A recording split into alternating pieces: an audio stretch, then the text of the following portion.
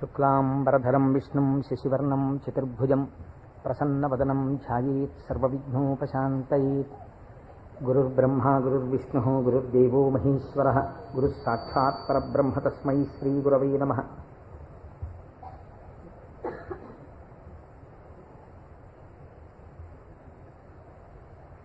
వ్యాసాయ విష్ణురూపాయ వ్యాసరూపాయ విష్ణవే నమో వై బ్రహ్మనిధయే వాసిష్ఠాయ నమో నమః. కూజంతం రామ రామేతి మధురం మధురాక్షరం ఆరుహ్య కవితాశాఖాం వందే వాల్మీకికోకిలం. శృతిస్మృతిపురాణానాం ఆలయం కరుణాలయం నమామి భగవత్పాదశంకరం లోకశంకరం. వాగర్ధావివ సంపృక్తౌ వాగర్ధప్రతిపత్తయే జగతః పితరౌ వందే పార్వతీపరమేశ్వరౌ. సూక్తిం సమగ్రయతున స్వయమేవ లక్ష్మీః శ్రీరంగరాజమహిషీమధురైకటాక్షైః. వైదగ్ధ్యవర్ణగుణగుంభనగౌరవైర్యాం కండూలకర్ణకుహరాः కవయోధయంతి. హైమోర్ధ్వపుండ్రమజహన్మకుటం సునాసం మందస్మితం మకరకుండలచారుగండం బింబాధరం బహుళదీర్ఘకృపాకటాక్షం. శ్రీవేంకటేశముఖమాత్మనిసన్నిధత్తాం మనోజవం మరుతతుల్యవేగం జితేంద్రియం బుద్ధిమతాం వరిష్టం. వాతాత్మజం వనరయూధముఖ్యం శ్రీరామదూతం శిరసా నమామి. ఆపదామపహర్తారం దాతారం సర్వసంపదాం లోకాభిరామం శ్రీరామం భూయో భూయో నమామ్యహం. సింధూరారుణ విగ్రహాం త్రినయనాం మాణిక్యమౌళిస్ఫురత్తారానాయకశేఖరాం స్మితముఖీం ఆపీనవక్షోరుహాం. పాణిభ్యాం అడిపూర్ణరత్నచషకం రక్తోత్పలం బిభ్రతీం సౌమ్యాం రత్నఘటస్థరక్తచరణాం ధ్యాయేత్ పరేదంబికాం. హరి ఓం. పరమేశ్వర స్వరూపమైన సభకి నమస్కారం. ఇది ఉత్తరాయణ పుణ్యకాలం. దక్షిణాయనం పూర్తయి మనం ఉత్తరాయణంలోకి ప్రవేశించాం. ఈ ఉత్తరాయణ పుణ్యకాలంలో శివనామం ఒక్కసారి పలికిన వారు ఎవరైనా ఉన్నారా అని గమనిస్తారట. అంత మహోత్కృష్టమైన కాలం. విశేషించి అదృష్టం ఏంటంటే మనం ప్రతిరోజు ప్రదోష వేళలో ఈ ఉపన్యాసాన్ని ప్రారంభం చేస్తాం. ప్రదోష వేళ పార్వతీ పరమేశ్వరుల యొక్క అర్ధనారీశ్వర స్వరూపంగా శాస్త్రం భావన చేస్తుంది. అంత పరమ పవిత్రమైనటువంటి అసుర సంధ్య వేళలో సాక్షాత్తుగా శంకరుడు వృషభవాహనారూఢుడై ఈ భూమండలం మీద తిరుగుతూ శ్రీశైల పర్వతం మీద ఒక్కసారి దిగుతారట. అందుకే సంధ్యారంభ విజృంభితం శృతిశిరస్థానాంతరాధిష్ఠితం సప్రేమ భ్రమరాభిరామమ సకృత్సద్వాసనాశోభితం భోగీంద్రాభరణం సమస్త సుమన పూజ్యం గుణావిష్కృతం సేవే శ్రీగిరి మల్లికార్జున మహాలింగం శివాలింగితం అంటారు. ఒక మద్ది చెట్టు నల్లుకున్నటువంటి మల్లెతీగని చూసినటువంటి శంకర భగవత్పాదులు పార్వతీదేవి చేత ఆలింగనము చేయబడిన పరమేశ్వర స్వరూపాన్ని శ్రీశైల పర్వత శిఖరముల మీద దర్శనం చేసినటువంటి మహోత్కృష్టమైన శ్లోకం అది. అటువంటి శివస్వరూపాన్ని మనం ప్రదోష వేళలో ప్రవచనంగా చేసుకునే ముందు శివపురాణం సామాన్యమైంది కాదు, చాలా పెద్ద గ్రంథం అది. అంత పెద్ద గ్రంథంలో మనకి ఉపయుక్తమైనవి ఉన్నాయి, చాలా జటిలమైనవి ఉన్నాయి. నిత్య జీవితంలో వాటిని అనుష్ఠానంలోకి తెచ్చుకోవడానికి అన్ని ఆశ్రమాలకి అలివి కానివి ఉన్నాయి. కనుక నేను అనుకున్నాను, శివాష్టోత్తర శతనామ స్తోత్రాన్ని ఉత్తరాయణ పుణ్యకాలం కనుక నేనేదో ప్రవచనం చేయడం కేవలం వినడం కాకుండా ప్రతిరోజు ఈ కార్డు పట్టుకుని వస్తే ప్రదోష వేళలో మనం ఇటువంటి దేవాలయంలో కూర్చుని చెప్పుకున్నటువంటి నామం 1,000,000 రెట్లు ఫలితం ఇస్తుంది. ఒక 30 రోజులో 40 రోజులో ఈ ప్రవచనాలు కొనసాగినప్పుడు మీరు ప్రతిరోజు ఈ నామాలు పలికారనుకోండి, 108 ఇంటూ 1,000,000 అంత నామం చేసినటువంటి ఫలితం మన ఖాతాలో ఈశ్వరుడు వేస్తాడు. దాని మీద వినడం శృణ్వం తపః, అది తపస్సు చేసినటువంటి ఫలితం అవుతుంది. ఉత్తరాయణ పుణ్యకాలంలో ఇంతకన్నా మనం చేసుకోగలిగినటువంటి మహద్భాగ్యం ఏముంటుంది? దీని మీద సుబ్రహ్మణ్యేశ్వర స్వామి వారికి ఇతపూర్వం నాకు తెలిసి కాకినాడ పట్టణంలో ఎన్నడూ జరగనంత అత్యద్భుతమైనటువంటి కార్యక్రమాన్ని మనం ఫిబ్రవరి 10, 11 తేదీలలో సుబ్రహ్మణ్యేశ్వర స్వామి వారి ఆవిర్భావము, తారకాసుర సంహారము, వల్లీ కళ్యాణము ఇవన్నీ శివపురాణాంతర్గతంగా వస్తాయి. ఇవన్నీ విన్న తరువాత 200 జంటలు పాలకావిళ్ళు ఎత్తి పట్టుకుని కావిడి పట్టుకున్న వాళ్ళకి ఇంకా ఆచంద్రతారార్కం వంశాభివృద్ధి కోరికలు తీరుస్తానని పరమాత్మ ప్రకటించారు. ద్రవిడ దేశంలో అయితే కావిడి పట్టుకుని వెడుతుంటే సంతానము లేనటువంటి స్త్రీలు పడుకుని వారు దాటేటట్టుగా పడుకుంటారు. వారు దాటితే సుబ్రహ్మణ్యుడే దాటినట్టు. సంతానము కలగకుండా ఉన్నటువంటి ప్రతిబంధకము దానివల్ల తొలగిపోతుంది అని. అటువంటి ఉత్సవం నాకు తెలిసి జరగలేదు. పెద్దలు పూర్వం ఎవరైనా చేసి ఉండవచ్చు. అటువంటి ఉత్సవాన్ని మనం ఫిబ్రవరి 11వ తారీఖున చేసుకోబోతున్నాం ఇక్కడ. ఆ రోజున సుబ్రహ్మణ్య సంబంధంగా ఒక గొప్ప హోమం జరుగుతుంది. సుబ్రహ్మణ్యుడికి పాలకావిళ్ళు పట్టుకొచ్చిన కావిళ్లలో పాలతోటే అభిషేకం జరుగుతుంది. అదే రోజున స్వామివారికి సాయంకాలం వల్లీ కళ్యాణం జరుగుతుంది. బహుశా వల్లీ కళ్యాణం జరగడం అన్నది మనం చాలా తక్కువగా చూసాం. వల్లీ కళ్యాణం ఆ రోజు సాయంకాలం ఇక్కడ జరుగుతుంది. ఇది కాకుండా ఇంకా కొన్ని విశేష కార్యక్రమాలు ఇందులో మన జీవితాలు ధన్యమయ్యేటట్టుగా అనుసంధానం చేస్తాం. ఆయా ఘట్టాలు వచ్చినప్పుడు వాటిని మీకు ముందుగానే విజ్ఞాపన చేస్తాను. కనుక శివపురాణాన్ని మనం శివాస్తోత్ర శతనామ స్తోత్రంతో అనుసంధానం చేసుకుంటే ఈ ప్రవచనాలు అయిపోయిన తరువాత కూడా మీరు ఎప్పుడైనా ఇంటి దగ్గర కూర్చుని నామాలు చదువుకుంటుంటే మనస్సు తొందరగా రమిస్తుంది. ఎందుచేత అంటే శివో మహేశ్వర శంభు పినాకి శశిశేఖర అని చదవడం వేరు. శివ అనగానే మొదటి నామం దగ్గర మీకు కొన్ని విషయాలు జ్ఞాపకానికి వచ్చాయనుకోండి, మనస్సు ఏమవుతుందంటే అటు ఇటు వెళ్ళదు, అందులోకి వెళ్ళిపోయి ఏదో ఒక నామంలో ఒక ఘట్టం ఏదో మీకు జ్ఞాపకం వచ్చి దాని గురించి ఆలోచిస్తూ మీరు నామాలన్నీ చదివేశారనుకోండి, ఇప్పుడు మీరు 108 నామాలు దీక్షతో తపస్సుగా చేసిన ఫలితం వస్తుంది. అది అర్థం తెలియకుండా చదువుతున్నారనుకోండి, మనస్సు చించలమై ఎక్కడికో వెళితే నామం చెప్పిన ఫలితం ఉంటుంది, కానీ మనస్సు లగ్నం కాదు. మనస్సుని కూడా ఏకీకృతం చేసేటటువంటి ప్రయత్నంలో భాగంగా శివమహాపురాణాన్ని శివాస్తోత్ర శతనామ స్తోత్రంతో అనుసంధానం చేస్తే మనందరికీ ఎక్కువ ప్రయోజనకరంగా ఉంటుంది అని నాకు అనిపించింది. పైగా అందరూ చక్కగా ప్రదోష వేళలో శివనామం చెప్పేటటువంటి అదృష్టాన్ని పొందుతారనిపించింది. నేను అంటాను, మీరు కూడా అనండి. ఇది అయిన తర్వాత నేను ప్రవచనం ప్రారంభం చేస్తాను. ఇవాళే కాదు, ప్రతిరోజు. ఇవాళంటే కొద్దిగా మనకు ప్రారంభం కాబట్టి ఆలస్యం అయింది, రేపటి నుంచి అలా ఉండదు ఖచ్చితంగా. ఎందుకంటే ప్రదోష వేళలో ఈ నామాలు చదవాలి కాబట్టి 6:30 అయ్యేటప్పటికి నామాలు చదవడం ప్రారంభం చేసేస్తాం. ఎందుకంటే ప్రదోష వేళలో చదివినటువంటి దాని ఫలితం మీరు శివమహాపురాణంలో విందురు గాని దాని శక్తి ఎలా వెళ్ళిపోతుందో చూద్దురు గాని. ధ్యాన శ్లోకం చెప్పండి. ధవళవపుషమిందోర్ మండలే సన్నివిష్టం భుజగవలయహారం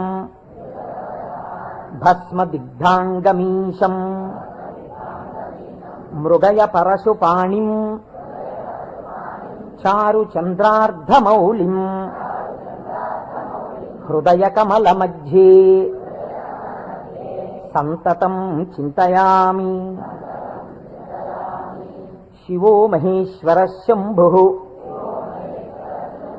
పినాకీ శశిశేఖర వామదేవో విరూపాక్ష కపర్దీ నీలలోహిత శంకర శూలపాణిశ్చ ఖట్వాంగీ విష్ణువల్లభ శిపి విష్ణోంబికానాథ. శశి విష్ణు కాదండి, అది పొరపాటు పడింది. శిపి విష్ణోంబికానాథ శ్రీకంఠో భక్తవత్సల భవశర్వస్త్రిలోకేశ శితికంఠ శివాప్రియ ఉగ్రకపాలీ కామారీ అంధకాసురసూదన గంగాధరో లలాటాక్ష కాలకాల కృపానిధి భీమ పరశుహస్త మృగపాణిర్జటాధర కైలాసవాసీ కవచీ కఠోరస్త్రిపురాంతక వృషాంకో వృషభారూఢో భస్మోద్ధూళిత విగ్రహ సామప్రియ సర్వమయ త్రైమూర్తిరనీశ్వర సర్వజ్ఞ పరమాత్మా చ సోమసూర్యాగ్నిలోచన హవిర్యజ్ఞమయ సోమ పంచవక్త్ర సదాశివ విశ్వేశ్వరో వీరభద్రో గణనాథ ప్రజాపతి హిరణ్యరేతా దుర్ధర్షో గిరీశో నగః భుజంగభూషణో భర్గో గిరిధన్వీ గిరిప్రియః కృత్తివాసాః పురారాతిః భగవాన్ ప్రమదాధిపః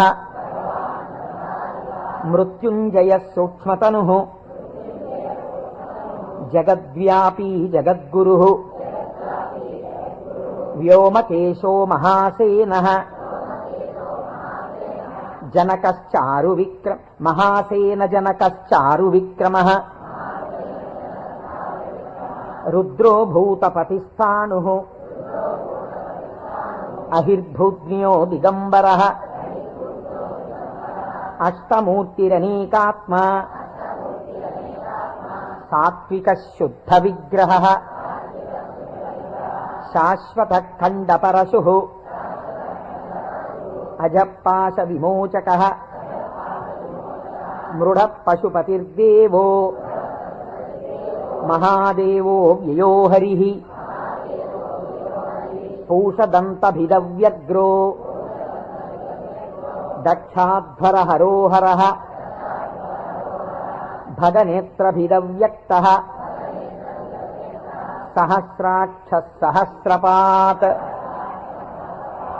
అపవర్గప్రదోనంతః తారక పరమేశ్వరః ఏవం శ్రీశంభుదేవస్య నామ్నామష్టోత్తరం శతం.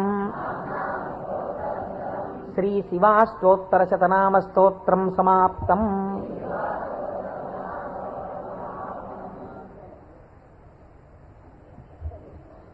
హరి ఓం.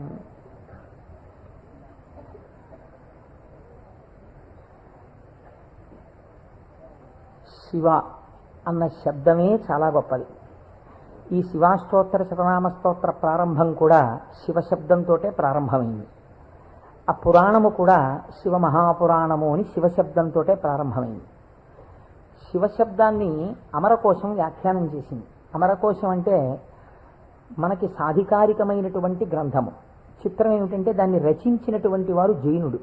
అమరసింహుడు అనబడేటటువంటి ఒక జైనుడు ఆయన అమరకోశాన్ని రచించి దానితో పాటుగా అనేక గ్రంథాలని రచించారు. కానీ వారు శంకర భగవత్పాదాచార్య స్వామి వారితో వాదనకి దిగినప్పుడు శంకరుల చేతిలో ఓడిపోయారు. ఓడిపోయినప్పుడు ఆయనకి బాధ కలిగింది. నేను శంకరాచార్యుల వారి చేతిలో ఓడిపోయాను కనుక నేను రచించినటువంటి గ్రంథములన్నీ కూడా పనికిమాలినవైపోయాయని ఆయన ఆ గ్రంథములన్నింటినీ తగలబెట్టేశారు. తగలబెట్టేసినప్పుడు శంకర భగవత్పాదాచార్య స్వామి వారికి తెలిసి, వారు బహుకారుణికులు, కారుణ్యమూర్తి శంకరులంటే, వారు గబగబా వచ్చి, ఎంత పని చేశావయ్యా, గ్రంథాలను ఎందుకు తగలబెట్టేశావు అని ఉన్న ఒకే ఒక గ్రంథం, మిగిలిపోయినటువంటి గ్రంథం అమరకోశం.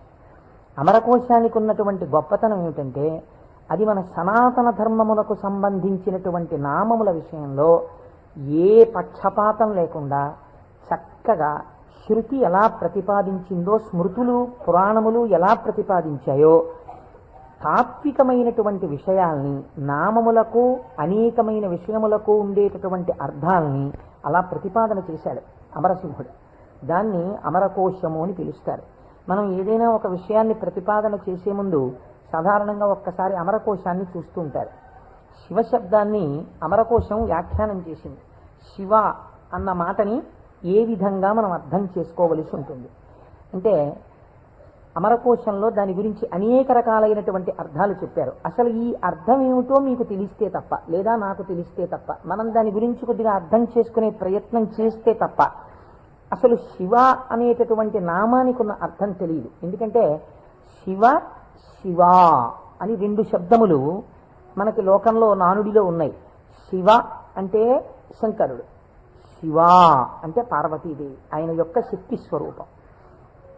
శివ అంటే అమరకోశం అంటుంది, శామ్యతి పరమానంద రూపత్వ నిర్వికారో భవతీతి శివ. నిర్వికారుడై, నిర్వికారుడు అంటే మనకి వికారములు ఉంటాయి. నేను తరచూ మీకు ప్రస్తావన చేస్తుంటాను. ఈ జగత్తులో ఉన్నటువంటి సమస్త ప్రాణులకు, సమస్త జీవులకు 6 వికారములు ఉంటాయి. ఇవి షడ్వికారములు అంటారు. కాలములో ఏదైనా వచ్చిందనుకోండి, దానికి పుట్టినటువంటి తేదీ అని ఒకటి ఉంటుంది. పుట్టిన తేదీ అన్నది పడినది అంటే మీరు ఒకటి గుర్తుపెట్టుకోవాలి, అది షడ్వికారములకు లోనైపోతుంది. ఈ భావన మీ మనస్సులో బాగా రూఢమైందనుకోండి, బాగా పూనుకుందనుకోండి, అసలు సగానికి సగం లోకం పట్ల ఉండేటటువంటి తాదాత్మ్యత తగ్గిపోతుంది. ఇది కేవలం వినడానికి విన్నారనుకోండి, దీని వలన వచ్చేటటువంటి ప్రయోజనం తక్కువగా ఉంటుంది. ఇది బాగా లోపల జీర్ణమైందనుకోండి, మీకు అనేక విషయాలు అర్థం అవుతాయి. మీరు ఒక్కసారి గమనించండి, షడ్వికారములలో ఇక పూర్వం మీరు ఆ వస్తువుని చూడలేదు, కానీ ఆ వస్తువు, ఆ ప్రాణి, ఆ జీవుడు ఒకానొక కాలమునందు ఈ లోకములో పుట్టింది. కాబట్టి ఇప్పుడు దానికి జన్మము అన్న తేదీ ఒకటి వచ్చింది కాలంలో. సరే, కాలం అన్నది యథార్థమా అంటే బీజస్యాంతరివంకురో జగదిదం ప్రాంగ్ నిర్వికల్పం పునః మాయా కల్పిత దేశకాల కలనా వైచిత్ర చిత్రీకృతం అన్నారు శంకరాచార్యులు వారు. ఆ తత్వ పరిశీలనాన్ని పక్కన పెడితే ఒక జన్మ తేదీ ఉంది.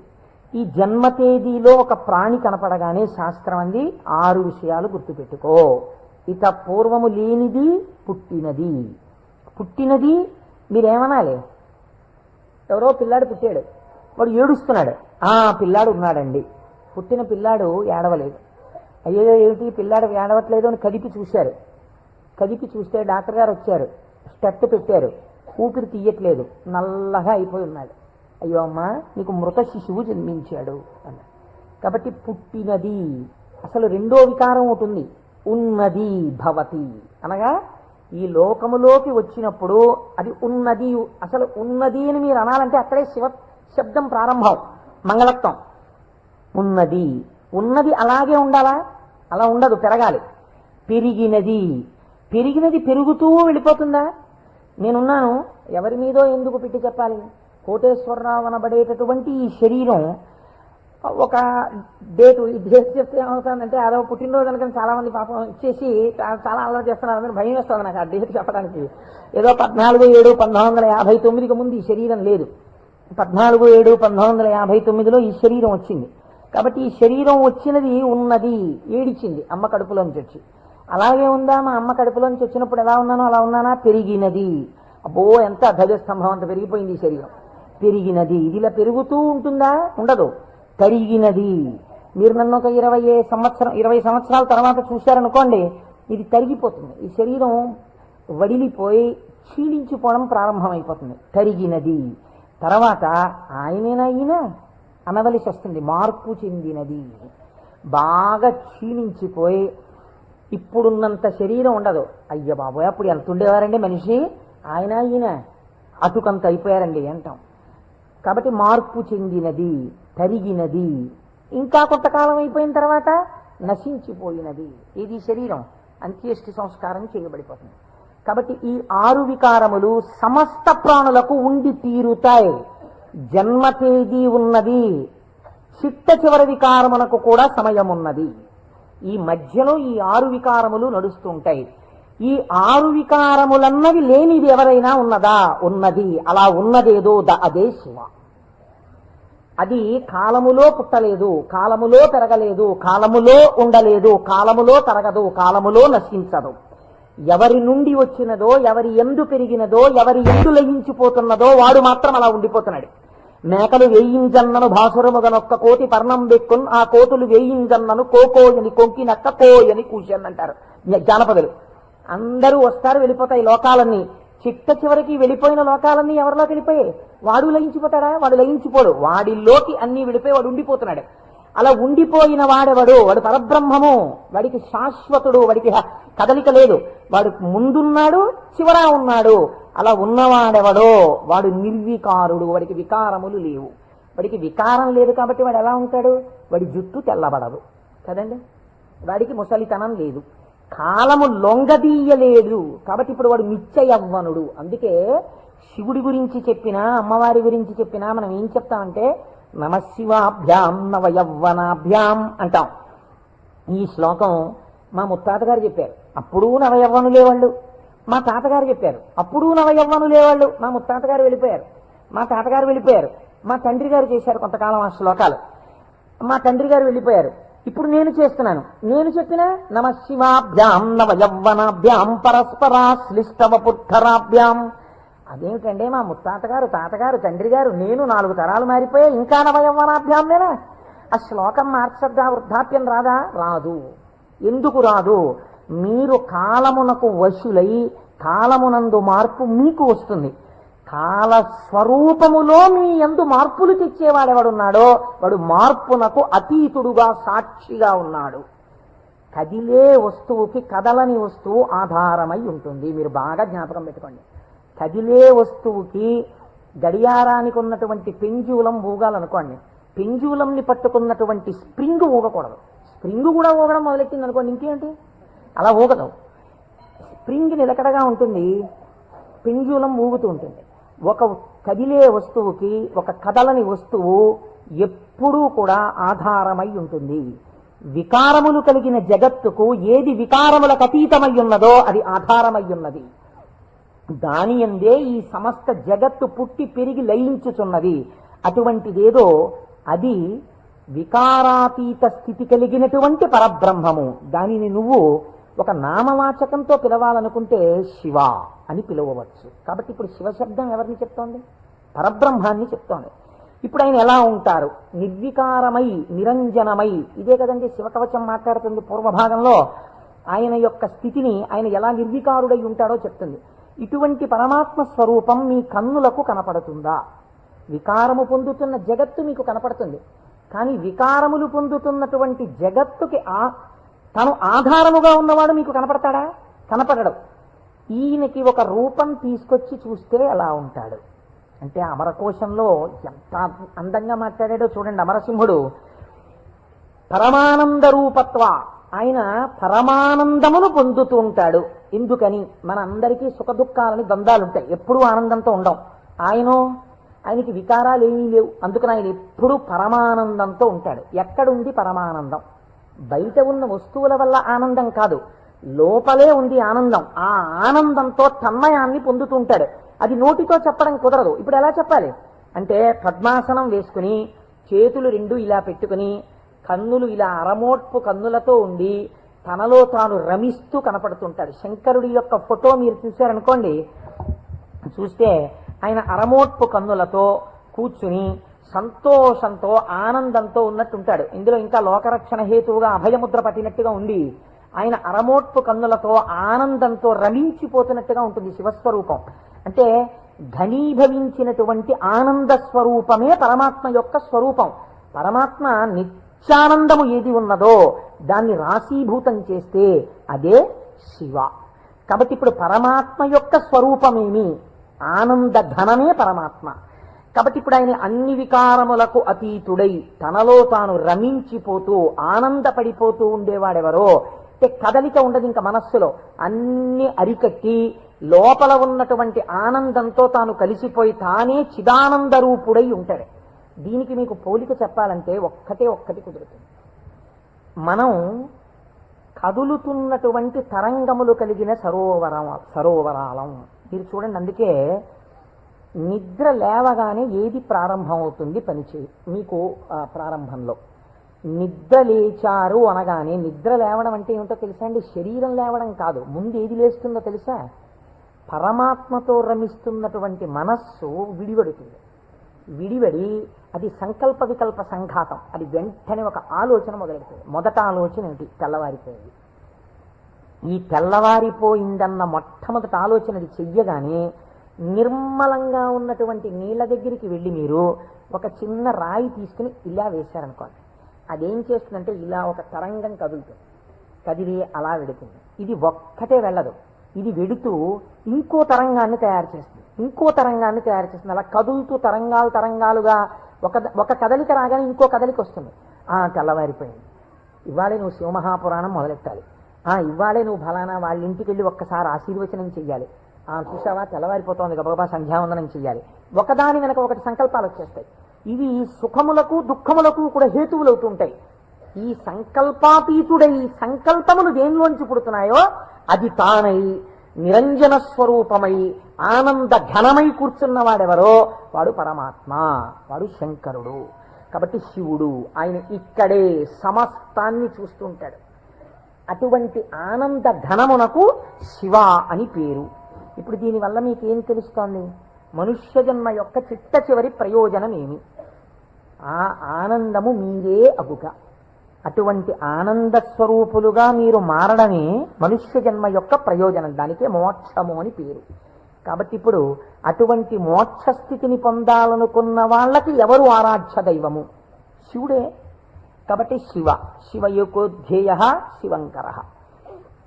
కాబట్టి ఏమండి మీరు చెప్పింది బాగుంది, కానీ మేము గృహస్థాశ్రమంలో ఉన్నాం కదా, మాకు భార్య బిడ్డలు ఉన్నారు కదా, మాకు సంకల్పాలు ఏవి వద్దు అని మేమందరం కూడా ఇలా ముక్కు మూసుకుని లేచిన దగ్గర నుంచి ఏదో సంధ్యావందనం చేసుకుని ఒక పూజా మందిరంలో ఇలా కూర్చుండిపోతే, మనస్సుని అంతర్ముఖం చేసే ప్రయత్నం చేస్తూ ఏదో లోపల ఉన్నటువంటి ఆ వస్తువుని కనిపెట్టే ప్రయత్నం చేస్తూ మేము ఉండిపోతే నా భార్య పరిస్థితి ఏమిటి, నా పిల్లల పరిస్థితి ఏమిటి?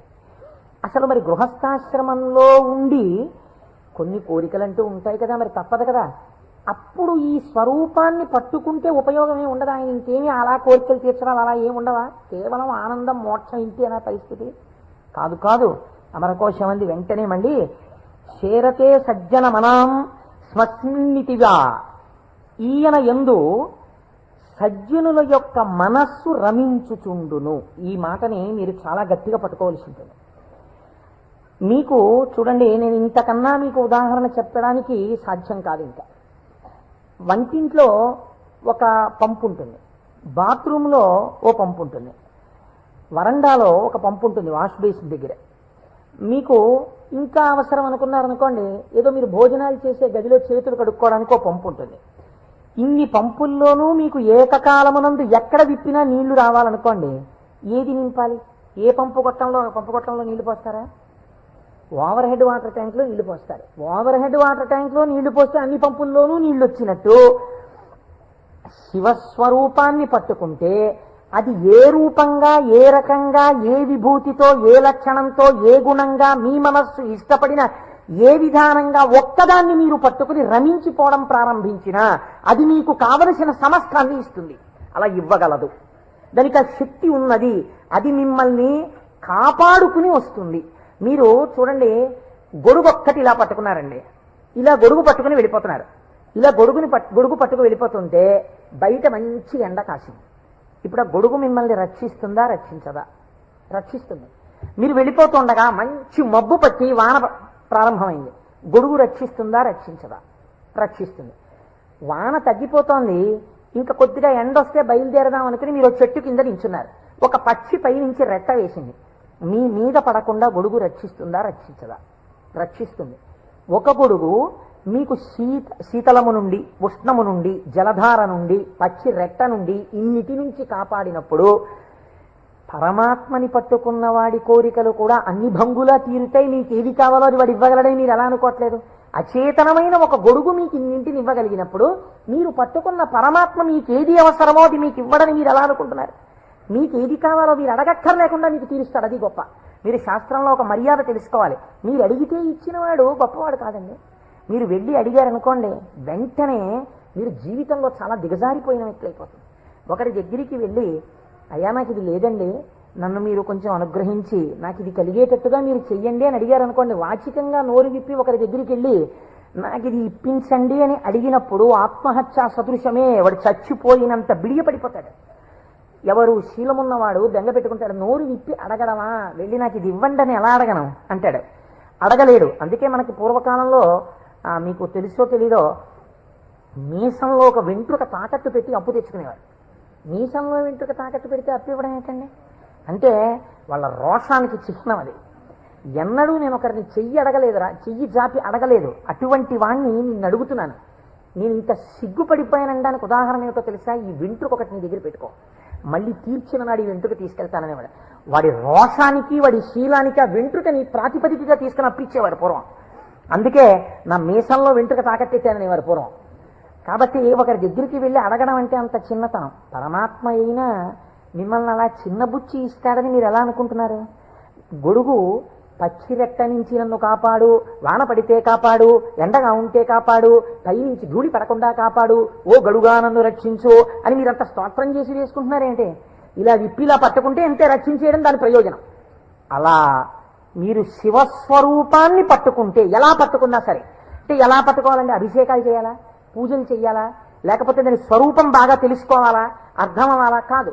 మీ మనస్సు ఏదో ఒక విషయంలో రమించింది అంతే, అది చాలు. మిమ్మల్ని మీకు రక్షణ కల్పించడానికి అది హేతు అవుతుంది. మీకు నేను ఒక ఉదాహరణ చెప్తాను, మీరు దాని వలన దీని వ్యాఖ్యానాన్ని బాగా పట్టుకోగలుగుతారు. నాయనార్లని మళ్ళీ నేను ఏదో లౌకికమైన ఉదాహరణ ఎందుకు తేవాలి, మనకి 63 నాయనార్లు ఉన్నారు. అంటే శివుని యొక్క అనుగ్రహము చేత తరించిపోయిన మహాపురుషులు. ఆ 63 నాయనార్లో గుగ్గుల కలయ నాయనార్ అని ఒక ఆయన